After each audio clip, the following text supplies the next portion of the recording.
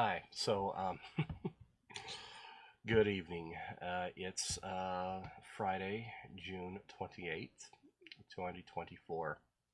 So if you're in the future looking at that particular date and what happened the night before, well, last night, it was um, the presidential debate. Yeah, the first presidential debate for this cycle. And so if you have any idea about your presidential history, you have a good idea as to what happened last night. But just to set the stage properly, because this is going to become really relevant here in a moment. Um, Joe Biden did not do well. He did not do well in the debate. Yeah, so it got so bad that during the debate, people had made a sharp rise in the Google Trends data for looking for a brokered convention. And I'll explain what that is in a moment. But yeah, people were already looking at during the debate, and then after that debate, when that whole debacle was over, it then made a sharp increase in the data. So people knew, people were starting to realize, yeah, our president's not all there. Yeah, he did really badly. He did badly enough to where Democrat donors are, threatening to back out and stuff. And well, we're already way too far in the presidential cycle to really uh, do anything about replacing a candidate on either party's side. So Democrats are freaking out, and I was texting Nate Shelman last night, and he was kind of not having it. He just wanted to go home. He wanted to go to bed because he's doing this whole watch party thing for the whole debate, right? And so it's about, I want to say, close to lunchtime today, where I start talking to him like, hey, did you get coffee in you yet? It's like, and this is where I think he's trying to butt dial. I think his phone is trying to butt dial me, but no, he actually does want to talk to me over audio instead of text. And the dude is asking for me to come on his radio show during Rant and Rave Friday to talk about brokered conventions and how they might happen and how the Democrats might replace their candidate, because apparently that's what the talk of the day is. It still is. And I take a quick look at some information and the Google Trends data, and sure enough, people are still searching for brokered convention, and so I get on. So I do a little bit of studying on different things because it's I don't really have a whole lot of reason to look at the Democrat rules for everything or the appropriate laws or what have you about this kind of thing. So I'm doing a little bit of research, and I dial in at the appropriate time. And so if OBS will transition properly, it might. Okay, so I got a little snippet from the call that I placed in, and so this is going out over all over KBI. So if you're in listening distance, radio distance for KBY during this time today, you heard my conversation. So I'm just gonna stop and start here and explain all the everything that's going on here. But I keep hearing something over and over that the Democrats need to find a new candidate. Nate is being kind to them, which I don't know why, but he's being kind to them. It's like, no, it's a little bit more dire than that. People are freaking out, and they're saying they need to replace our candidate, Joe Biden. We need somebody else. They're not even as far as yet as to who they're even going to yet, and which is going to come up later. But they're just, okay, how? They're looking at the how right now. That even work. So I know nerds. I want to be a nerd, but I mean a true nerd is an actual art form. And somebody who heckles me during the show all the time. He's not kidding there. I give this guy crap all the time, and there's even a couple times where I've actually made him get really angry on the air before. Like, oh, this is forever ago, but there's one time this is during another Rant and Ray Friday where somebody wants to give a rave to another person who got a rave for something, and so Nate gives him half a rave because that's not even about anything anymore. And so I get on like right after this and ask, I want to give a rave to that rave of the rave because I think it's really good that people are getting raves for raves these days. And the dude just immediately loses his mind. And you know what? It's not exactly the wrong reaction to have if you're having a little jerk like me just wind you up. And so yeah, over the years, got to know Nate at least a little bit. We have a good rapport, and yes, I love trolling the heck out of him. I love trolling the heck out of him, especially while he's at work. So yes, he is not kidding there. Is I don't know if we're going to call him a professional or amateur parliamentarian, but anyway, parliamentarian. Professional means I get paid. And I haven't gotten paid for parliamentary work yet. Now, payment could mean anything from money to Mountain Dew, which I later asserted, this dude actually owes me at least a liter of Mountain Dew for appearing on his show. And that's a whole other reference I'm not even entirely sure I will ever explain. But, yeah, so there's this thing between me and Nate now is that if I do something for him or get him information or something, I'll, he owes me some Mountain Dew or Dr. Pepper. And so, so if he ever gives me that Mountain Dew, I technically will be a professional parliamentarian because I get paid for it. And the thing I get paid for is parliamentary stuff about Democrat stuff and not Republican stuff, so... Okay, fine. But anyway, continuing. Procedure is his bag, baby. I think he's exaggerating a little. Find out what could happen at the Democrat convention next. Yeah, and the whole could.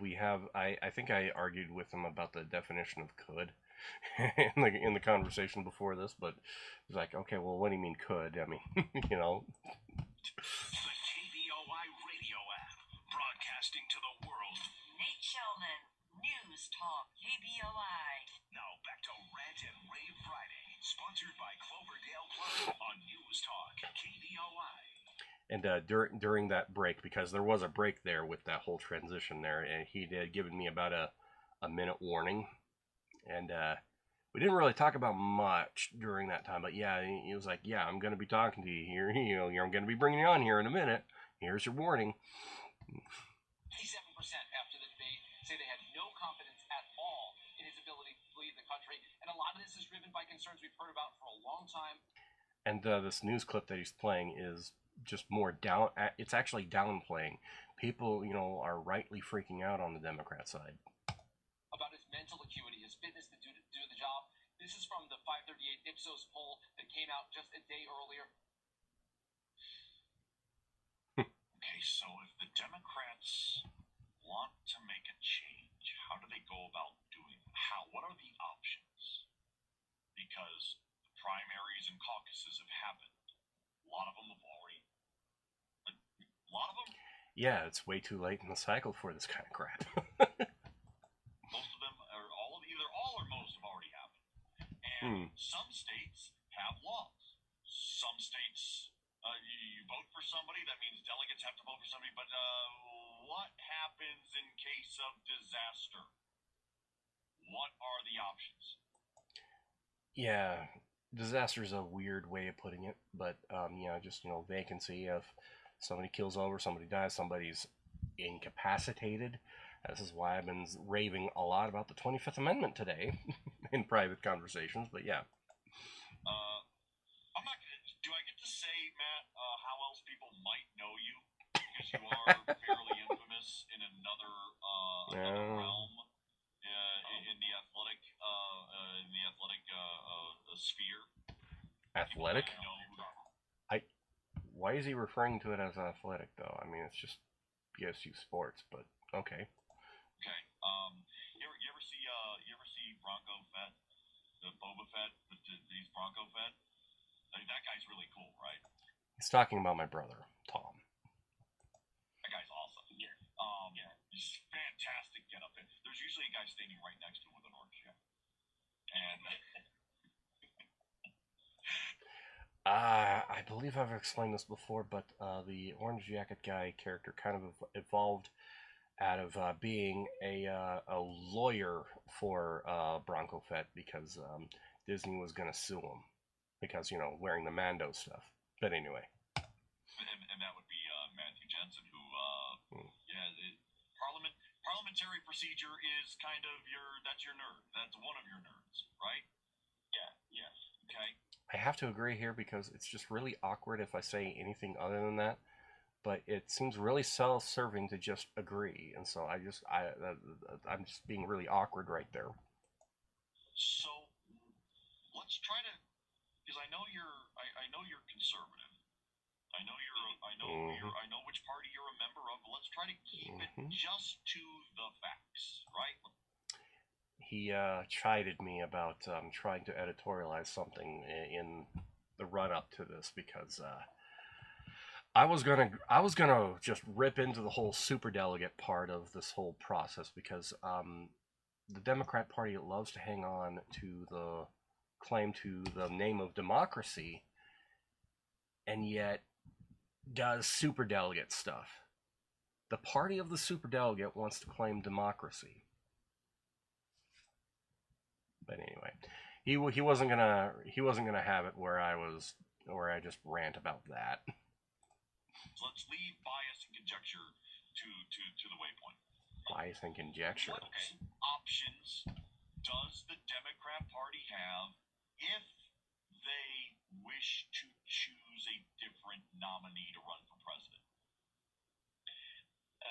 Well, they can try to do a thing called a brokered convention, and I could define that if you like, but it'll be basically if nobody can get the majority vote in the first round of the convention where they vote. I'm having to simplify a lot of stuff because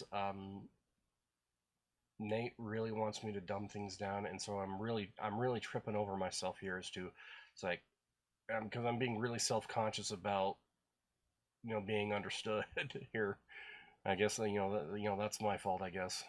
Their nominee, they can go for a second round, and then nobody's gonna be bound to anything, and then all heck will break loose.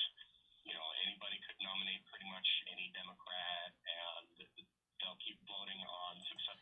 I'm glossing over a lot of details right here because there's more to it than just simply not having a majority in the first round and stuff like that. But yeah, there's not enough time in that radio program to really illustrate all that.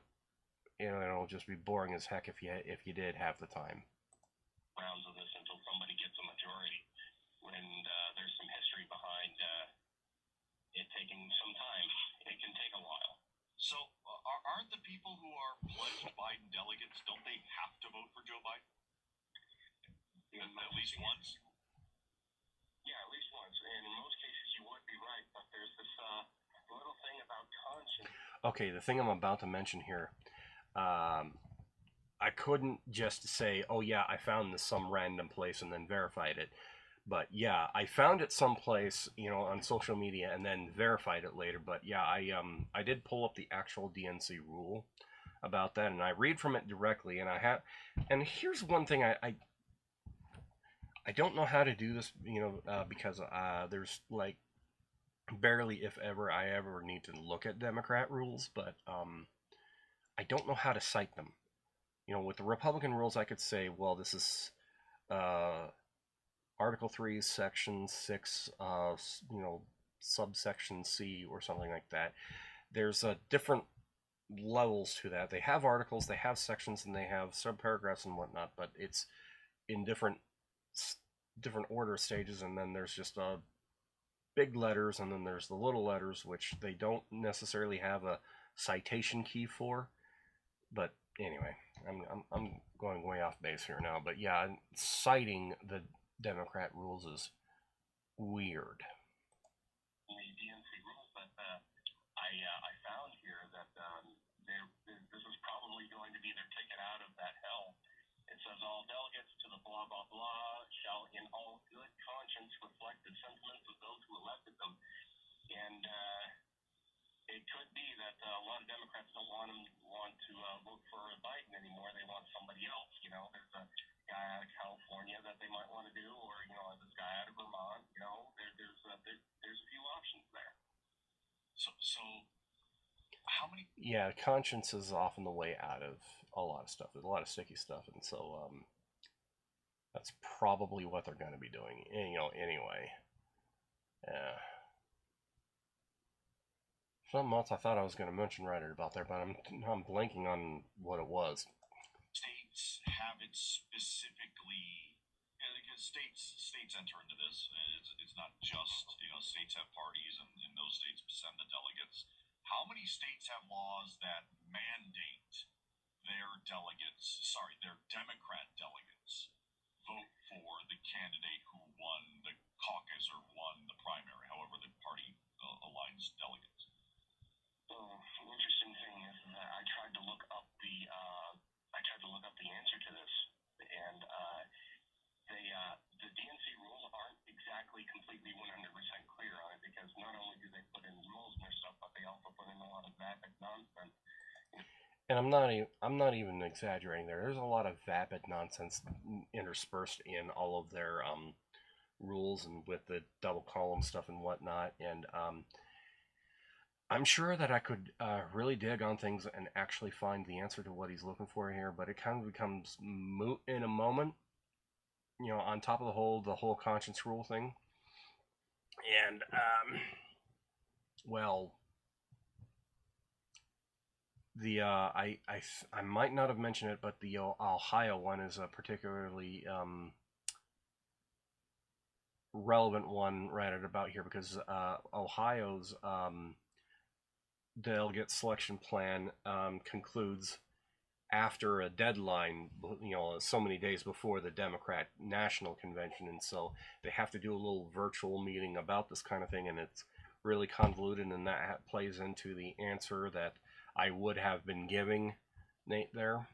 And Nate is also from Ohio, and yeah, I made a joke about getting rid of Ohio, just getting rid of it a few days ago, and I think he was just acting angry to be funny, but yeah, he reacted to he reacted to that. With that kind of thing. So it's, I think, something like Biden needed 1,976 to get Clinton's nomination.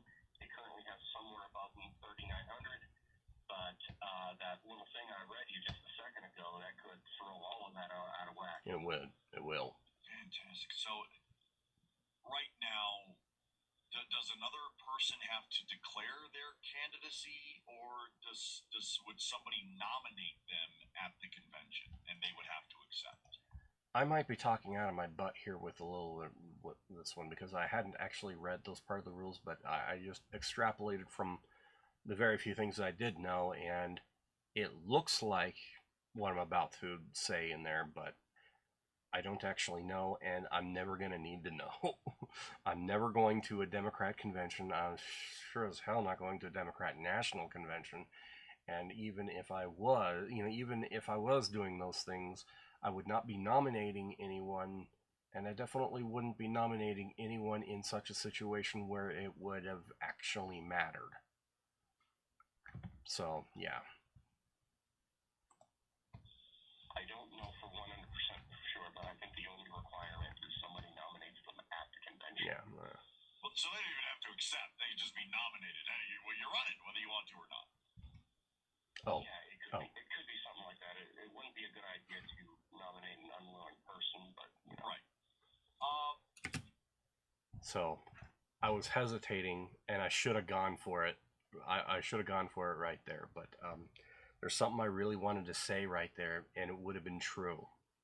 See, I wanted to say it would be a bad idea to nominate somebody like that, but given that the Democrat Party is the party of slavery, they might have actually been okay with it. And I wouldn't have been wrong. And then I probably would have also said something like, if I had gotten away with it, also said something like, yeah, and the Democrats have been uppity about it ever since we took away their slaves. Because it's the Democrats who had slaves. Fascinating stuff, Matt. I gotta tell you, man, I do appreciate you giving us just a heads up of what could. We don't know if it's going to happen. I mean, that's just one option. Broker convention. Is there another option? Yeah. They could also just simply nominate Joe Biden like they planned. And either way, grab some popcorn. It's going to be all right. Yeah, get some popcorn. I mean, as far as outside the broker convention or Joe Biden, is there any other mechanism that has them change now? If Joe Biden right now, by the end of this program, says, hey, you know what, I resign presidency. He'll never do that. Which of course, then we go through the chain of the Constitution. But if he resigns, and drops out of the race, what do the Democrats have to do? That start from scratch at the convention, or do they try to regroup before? I believe, and this has never happened, but due to some law written forever ago, does that they can pretty much just then decide at the convention, and it's more or less the same thing as the brokered convention at that point. Nice. Well, I tell you what, Matt, we'll take your word for it. We will buy stock and. He says something right there, so I'm gonna back it up a couple seconds there, but yeah. He was like, yeah, I'll take your word for it, and I was like, well, people can go look this stuff up. I mean, come on, but yeah. Matt, we'll take your word for it. We will buy stock and popcorn, and I do agree. Because I've been making that joke privately for a while, where it's like, okay, you know what, this stuff is either this or this is gonna happen, and either way, it's gonna be entertaining. So I would, invest in popcorn futures. I've been saying that one a lot, and so I guess he's just making reference to that.